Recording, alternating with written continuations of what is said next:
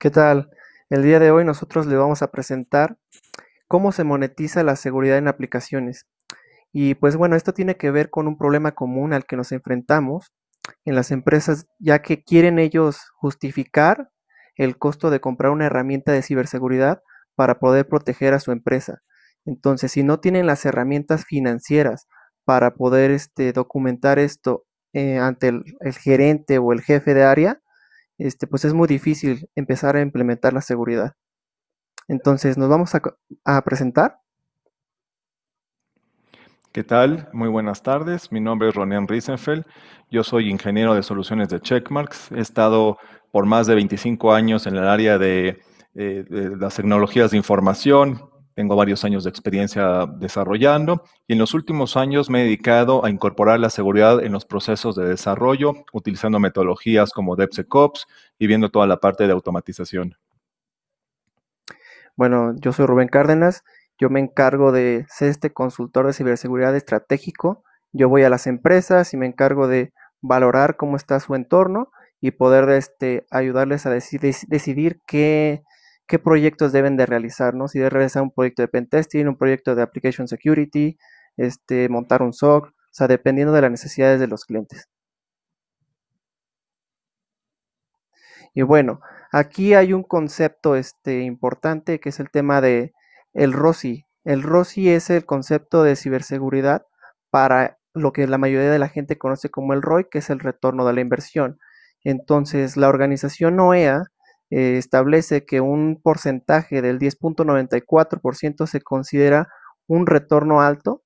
Entonces, no se preocupen, este concepto lo vamos a ir desmenuzando todas las partes. Entonces, podemos continuar. Entonces, ¿qué es el ROI? El ROI es el retorno de inversión, pero ¿qué factores se involucran dentro del ROI? Pues hay varias formas, ¿no? El tema de los recursos monetarios, que necesita cierto personal y lo más importante, el tiempo, ¿no? Entonces, al final del día, si tú quieres crecer en tu empresa y decir, ¿sabes qué? Vamos a hacer una inversión para poder tener un retorno, tiene que ver también con un tema de crecimiento. Entonces, una brecha de seguridad, pues, no es tan fácil de calcular, entonces, porque involucra ciertos factores, que pues, ahorita vamos a hablar de ellos. Sí, y yo lo que yo he podido ver en algunas organizaciones es que cuando tiene aplicaciones seguras, aplicaciones estables, se puede enfocar en pues, crecer la empresa, en agregar nuevas funcionalidades. Cuando las aplicaciones no son estables o tienen problemas de seguridad, se tienen que dedicar más bien a que por lo menos estas aplicaciones estén operando.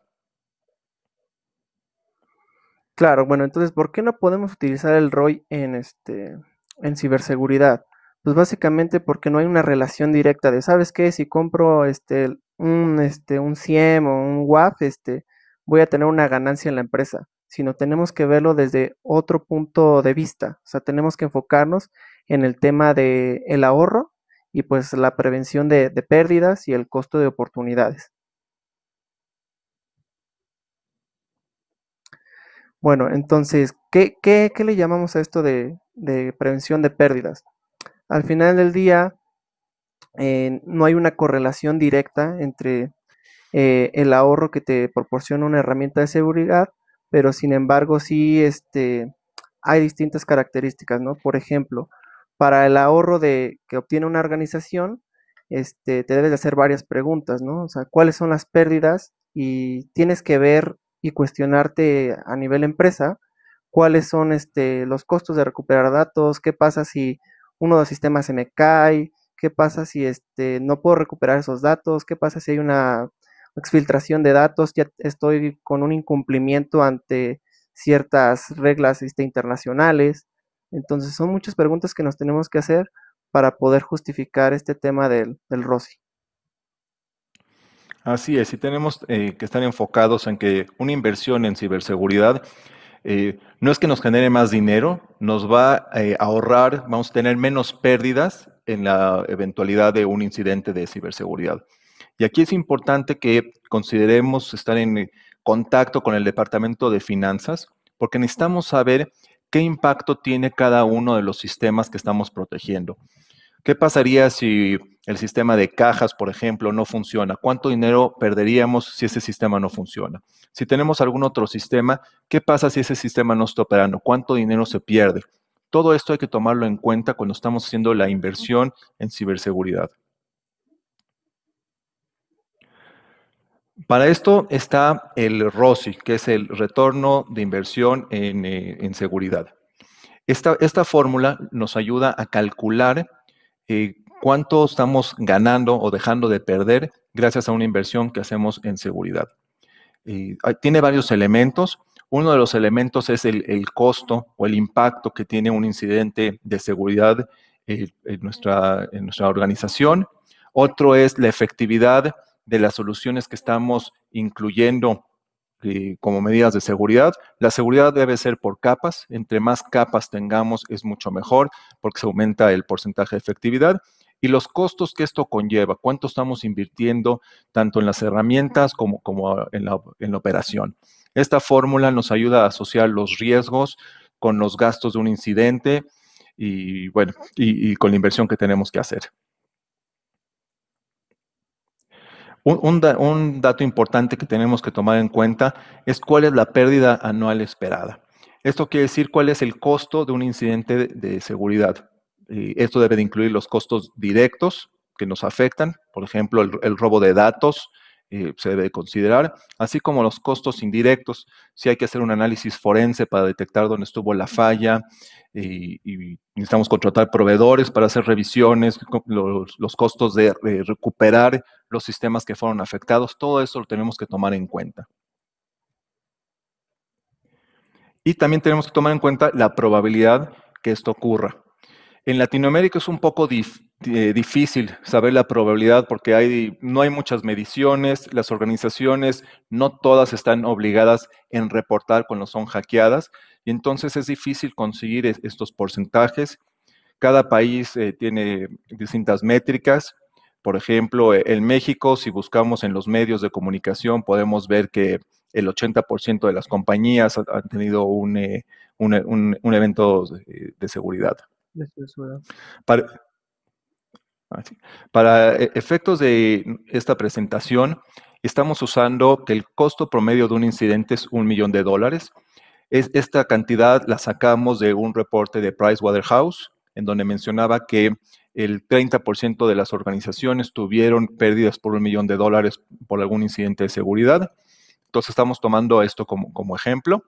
Y entonces para hacer nuestro primer cálculo, que es la pérdida anual esperada, tenemos que agarrar el $1,000,000, lo multiplicamos por el 30% de posibilidad que nos suceda, y entonces el costo del incidente sería $300,000 al año.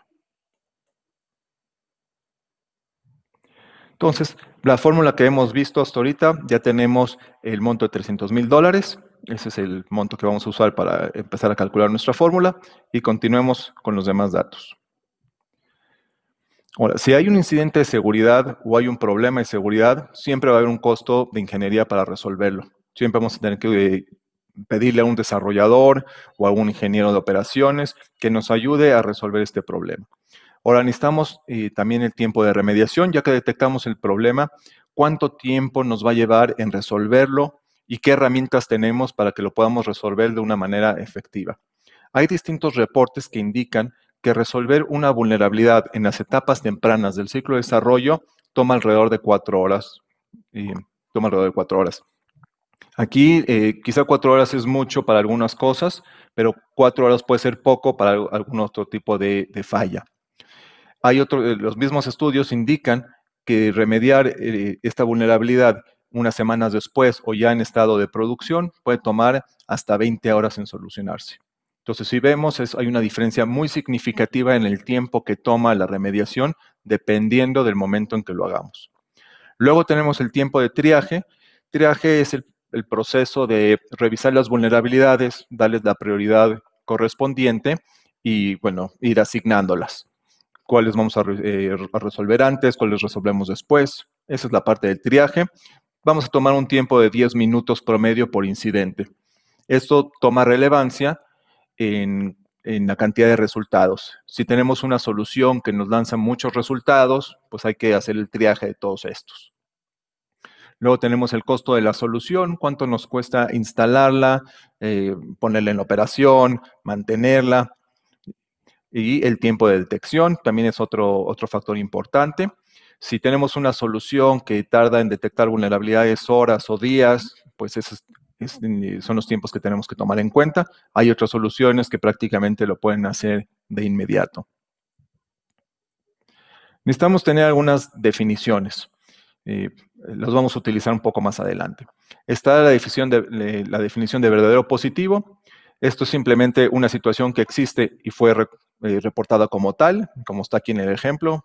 La mujer está embarazada, eso es correcto, todo perfecto. Están los falsos positivos. Esta es una situación que fue reportada, pero que no existe. Y bueno, hay diversos motivos por qué sucede esto. Y están los falsos negativos, que es una situación que no fue reportada, pero sí existe. Pasemos a la parte de la efectividad y nos vamos a enfocar en lo que es el análisis estático. El análisis estático es analizar el código fuente de una aplicación sin necesidad de ejecutar esa aplicación. Es básicamente escanear todo el código, puede ser como un compilador porque lee el código, lo analiza, lo interpreta. Es una revisión que se hace de adentro hacia afuera de la aplicación. Y bueno, tiene mucha precisión porque es literalmente una radiografía del código. Un análisis estático puede ver todo el código, entonces ahora sí que no hay puntos oscuros en un análisis estático, pero tiene más falsos positivos que otras herramientas. Esa es la desventaja. Parte de esto es porque, bueno, no tiene el contexto de toda la aplicación, nomás tiene el código y lo único que puede hacer es analizar el código sin el contexto. Un tema importante es la cuestión de los falsos positivos. Los falsos positivos tienen muy mal nombre. Digo, todas las herramientas tienen falsos positivos. La realidad es que entre menos falsos positivos tiene una solución, también tiene menos verdaderos positivos, tiene menos resultados reales. Y entre más resultados reales, verdaderos positivos, tiene una solución, también va a tener más falsos positivos. Lo que nosotros tenemos que buscar en una solución ideal es que encuentre un número razonable de vulnerabilidades, o sea, un número razonable de verdaderos positivos, un número limitado de falsos positivos y un consumo de recursos razonable. Porque claro que podemos tener una solución que prácticamente no tenga falsos positivos, pero pues quizá le tome años en darnos resultados. Y como hemos mencionado, bueno, el tiempo es algo muy importante. Por ejemplo, si tenemos una aplicación que tiene 100 vulnerabilidades, y corremos 3 soluciones y cada una nos da resultados distintos, con números distintos de verdaderos positivos y falsos negativos, ¿cuál seleccionaría? Por ejemplo, tenemos la solución C, que identifica casi todas las vulnerabilidades. 95 de ellas son identificadas. Sin embargo, me da casi 900 falsos positivos, 855. Como vimos, el triaje de estos resultados también toma tiempo y eso también puede confundir a la persona que está llevando a cabo el triaje, puede confundir y puede hacer que los verdaderos positivos sean mal clasificados. En cambio, hay otra solución, como la solución A, que quizás es una solución intermedia, detecta un número de verdaderos positivos razonable, un número de falsos positivos razonable y bueno, tiene algunos falsos negativos. Otra cosa que tenemos que tomar en cuenta es, no solo es la detección, sino necesitamos algo que nos ayude a tener una remediación efectiva, porque eso también tiene un costo. Como vimos, un ingeniero, una detección temprana le toma 4 horas, una detección tardía le puede tomar 20 horas. Entonces, necesitamos una solución que pueda hacer una retroalimentación rápida del código de los desarrolladores, pueda ayudar en la mitigación, por ejemplo, le sugiera en dónde hacer las remediaciones, que una remediación ayude a resolver múltiples vulnerabilidades, que dé información de cómo mitigar estas remediaciones, que dé ejemplos. En general, una solución que ayude al desarrollador a poder solucionar estas vulnerabilidades que fueron encontradas de una manera rápida y que también ayude con la parte de triaje. ¿Cuáles hay que resolver primero? ¿Cuáles hay que resolver después? Bueno, siguiendo el ejemplo financiero que estábamos haciendo, pues tenemos que un incidente, $1 millón, con su probabilidad de 30% que ocurra, tenemos 100 vulnerabilidades. Supongamos que el costo por hora de ingeniería son $7 y el costo de una solución son $60,000. Estos números, digo, no hicimos una estadística general para ver los costos, simplemente tomamos información de distintos sitios y entonces son números tomados de un estudio educado, por decirlo así.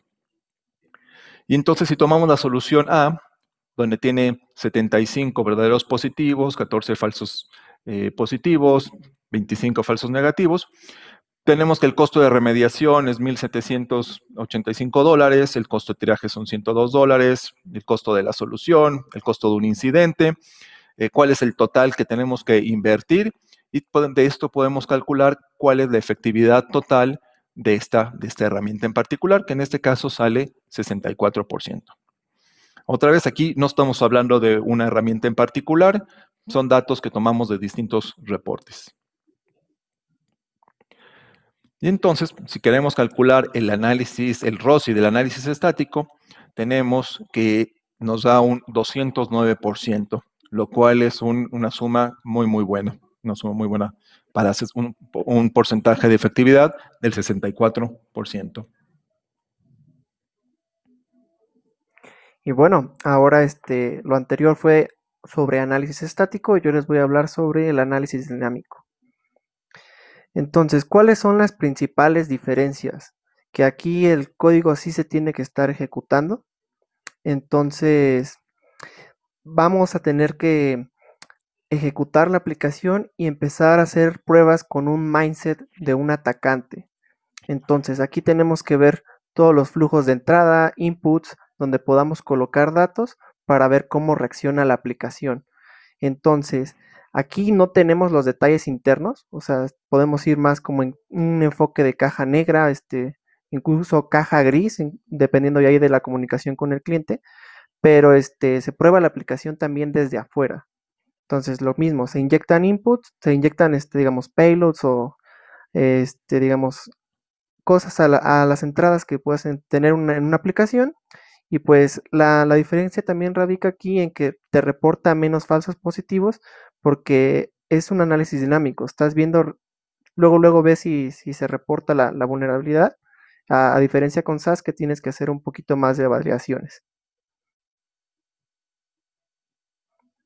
Entonces, tenemos que volver a tomar en cuenta los factores, el tema del costo de remediación, costo de triaje, todo lo que ya hemos estado viendo, que son los factores que involucran en una solución, ¿no? Tanto como son una solución de seguridad, las personas, los tiempos, y los vamos a ver ahora para el análisis dinámico.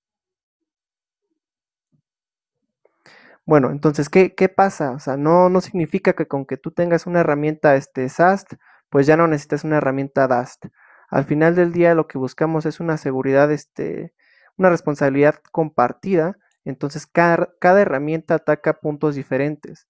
Entonces, digamos, con DAST tenemos más otros beneficios, o sea, se tienen ventajas y desventajas respecto a SAS, ¿no? Pero entonces, por ejemplo, aquí podemos ver temas de malas configuraciones, de ver ya el ambiente en producción cómo está puesto y hacer las pruebas sobre eso mismo, incluso ver el tema de librerías de terceros o errores que saltan directamente durante las pruebas. Y bueno, aquí a manera de rápida para no regresar con todo el análisis financiero, simplemente tenemos que el costo de la solución de ciberseguridad dinámica es de $10,000. Y bueno, tenemos el costo de 300,000, que es lo que esperamos nosotros ahí en el tema de pérdida, por el porcentaje de la efectividad que es la herramienta, menos la inversión que tenemos que realizar, y nos da un ROSI de 254%, que también es muy bueno. Entonces aquí es importante mencionar que no es exclusivo a esta fórmula como para una herramienta de ciberseguridad, si vas a evaluar un CIEM o si vas a evaluar o sea, esta fórmula puede ser general y tú puedes poner los costos de la herramienta que tú quieras evaluar. Nosotros aquí estamos poniendo el tema del análisis estático y dinámico.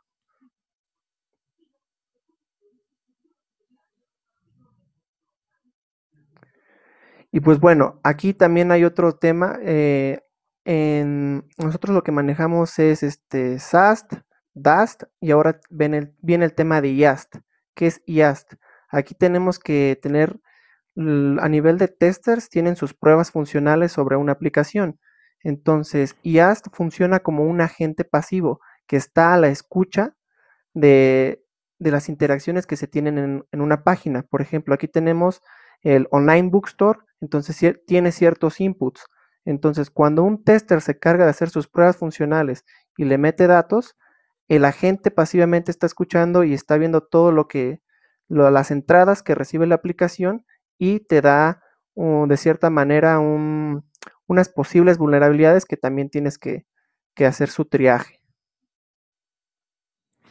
Sí, aquí un comentario con el análisis interactivo es que permite hacer un análisis dinámico, pero en la etapa de pruebas funcionales. Este es un complemento dentro de estas tres herramientas que hemos estado hablando. Está la parte de análisis estático que se puede utilizar en la etapa de desarrollo de software. Ahí los desarrolladores pueden estar escribiendo código, lo pueden mandar a analizar y recibir una retroalimentación de dónde hay vulnerabilidades y cómo irlas mitigando. Pueden utilizar el análisis interactivo para la etapa de pruebas funcionales. Aquí la idea es que si estás en la etapa de QA, hagas tus pruebas funcionales, terminas de hacer las pruebas funcionales, volteas y ves la interfaz del análisis interactivo y puedes ver si hubo algún tipo de vulnerabilidades. Si todo está bien, sales a producción y luego puedes hacer un análisis DAST, o antes de salir a producción puedes hacer un análisis de DAST, que es ya literalmente atacar la aplicación. Entonces aquí, como hemos mencionado, entre más capas tengamos, el porcentaje de efectividad en cuanto a la seguridad es mayor, lo cual obviamente reduce el riesgo que se tiene de un incidente. Claro, bueno, y pues a manera de conclusiones, en el ciclo de vida de desarrollo de software entendemos que la fase más temprana es SAST, donde estás haciendo el escaneo del código, después en la parte de IAST, donde ya haces las pruebas dinámicas, pero digamos en la etapa de testing, y al final cuando ya estás en producción, pues ya puedes hacer el tema de DAST.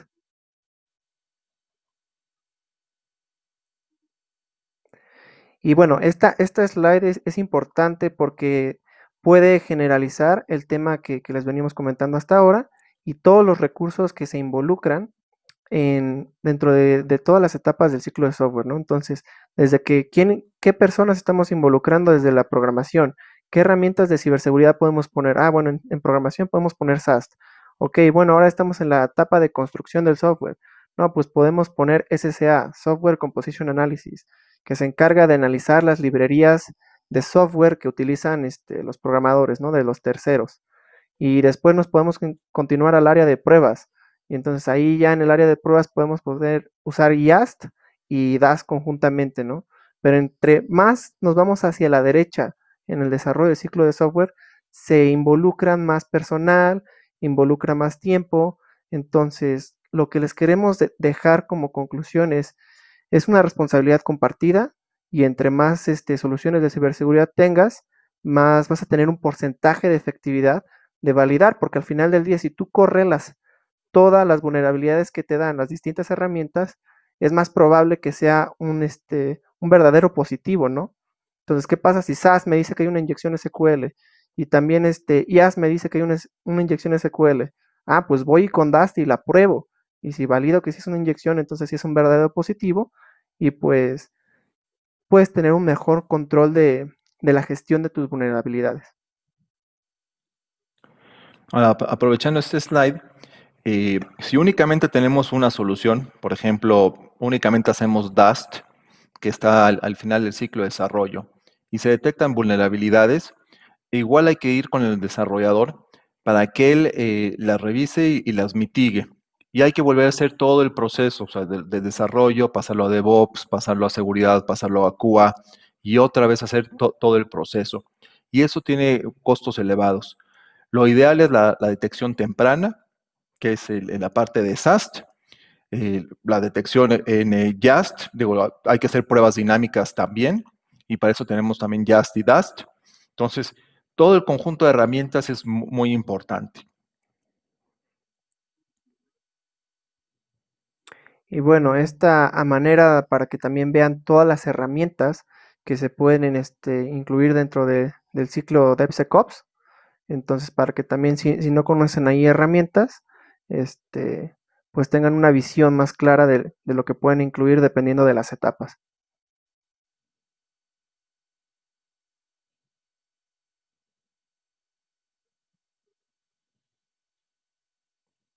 Y pues bueno, al final del día, lo que les compartimos es la fórmula del ROSI, cómo pueden ustedes calcular financieramente y poder justificar ante su empresa el tema de invertir en una herramienta de ciberseguridad basado en que vamos a ahorrar dinero en vez de ganar dinero.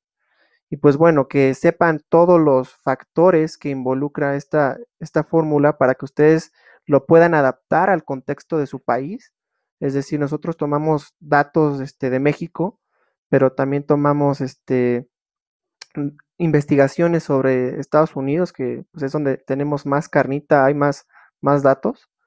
Entonces, ustedes, el objetivo de esta presentación es que conozcan la fórmula, que puedan adaptarla a su contexto y que al final del día les sirva para poder implementar herramientas de ciberseguridad en su empresa. Así es, y hay que tomar en cuenta todos los factores, ¿no? No es nomás el costo de la solución, sino hay que saber cuál es el impacto que nuestra organización puede tener por cada una de las aplicaciones que tenemos. Esto nos va a ayudar a priorizar las remediaciones de una manera correcta. Hay que tomar en cuenta pues las estadísticas que nos dan sobre la posibilidad de un incidente, los costos que un incidente conlleva, la reputación, bueno, ese es como obvio, pero pues hay que hacer un análisis forense y la afectación que podemos tener y la afectación que pueden tener nuestros clientes y los costos para remediar toda esa parte hay que tomar en cuenta cuando estamos haciendo estos cálculos. Y cuando buscamos soluciones, hay que buscar soluciones que nos ayuden no solo en la detección, sino nos ayuden en la remediación y que sean soluciones que se integran. Hoy en día lo más común es de DevSecOps, es de las metodologías de desarrollo más comunes, pues, no, que se integren con este tipo de metodologías, porque son metodologías ágiles que han probado ser mucho más eficientes que otro tipo de metodologías y tener muchas, múltiples soluciones. Una solución no reemplaza a la otra. La seguridad tiene que ser por capas. Entre más capas tengamos, mejor. Pero bueno, obviamente nada sin exagerar. Claro, y al final me gustaría puntualizar que tenemos que también enfocarnos y hacer empatía con los desarrolladores, ¿no? Porque pues no a todos los desarrolladores les enseñaron a programar seguro cuando salieron de la universidad o incluso en sus mismos trabajos, ¿no? Entonces yo creo que también el rol del área de seguridad en aplicaciones es quien se tiene que encargar de resolver las dudas de los desarrolladores para que puedan entenderlo y porque pues muchas veces no es que lo hagan a propósito, sino simplemente no saben cómo hacerlo seguro y una vez que lo saben desarrollar seguro, pues ya nada más lo replican para que no vuelva a pasar en el futuro. Y también me gustaría mencionarles que les vamos a dar un archivo de Excel con esta fórmula para que ustedes los puedan adaptar al contexto de su país.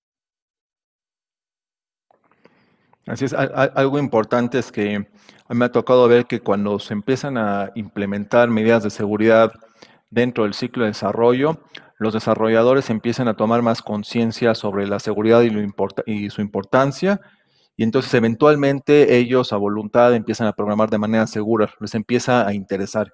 La seguridad, como dijimos, es algo de todos, no debe ser de un departamento, sino debe ser algo cultural dentro de la organización, es la manera de hacer las cosas, hay que hacerlas de manera segura y de primera instancia, ¿no? Y para eso están todo este tipo de herramientas.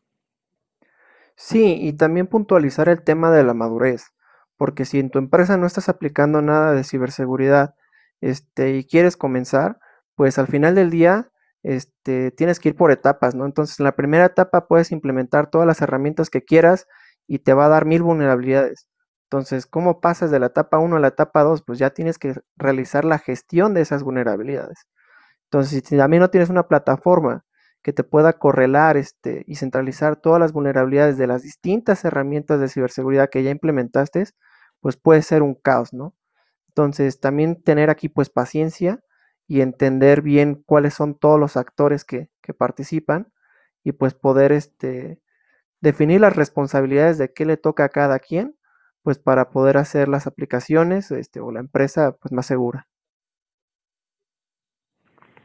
Así es, y la seguridad en aplicaciones, pues es, a mi punto de vista, es un arte, es de toda una disciplina. Sí, Yo a veces uso el ejemplo de, no podemos agarrar a una persona de redes que sabe trabajar con ruteadores y no lo podemos pasar a que administre el firewall, porque pues no solamente es la interconexión entre redes, sino se tienen que crear redes con ciertas políticas, con ciertos alcances, hay clasificación de redes y lo mismo sucede con la seguridad en aplicaciones. La seguridad en aplicaciones involucra mucho más que la implementación de productos. Como comentábamos, es tener la visión financiera de la empresa en cuanto a las aplicaciones que estamos protegiendo, poder saber qué solución aplicar en base al tipo de vulnerabilidades, porque quizás tenemos soluciones perimetrales que me ayudan para ciertas cosas, pero no para otras. Pero el saber eso me ayuda a priorizar las vulnerabilidades de una manera correcta. sí, digo, y también los distintos roles, ¿no? Se tiene que tener su security champion, se tiene que tener su analista de seguridad para que pueda hacer el triaje de las vulnerabilidades y pues al final del día el contexto, o sea, siempre vamos a necesitar un humano que tenga todo el contexto del negocio de la empresa, cómo está la infraestructura, cómo está el código, para que puedan hacer sentido de las vulnerabilidades y realmente se resuelva y se priorice lo que es crítico, pues con base en las necesidades del negocio. Así es, correcto. Pues muchísimas gracias, les agradecemos que hayan estado con nosotros, esperamos les haya gustado y bueno, podemos pasar también a la sección de preguntas, respuestas. Rubén, ¿quieres comentar algo Sí, más? y sí, me gustaría comentar que, bueno, nosotros somos Squad Leader de México para la comunidad DevSecOps de Latinoamérica. Entonces, digo, en el país que estés, cada país tiene su Squad Leader. Entonces, si tú tienes más dudas o te gustaría meterte más a fondo con todo el tema de DevSecOps, algunas dudas de vulnerabilidades o acérquense con sus squad leader de cada país y pues visiten la página, ¿no? Para que también pues les dé información relevante. Muchas gracias. Ahora sí, vamos con las preguntas.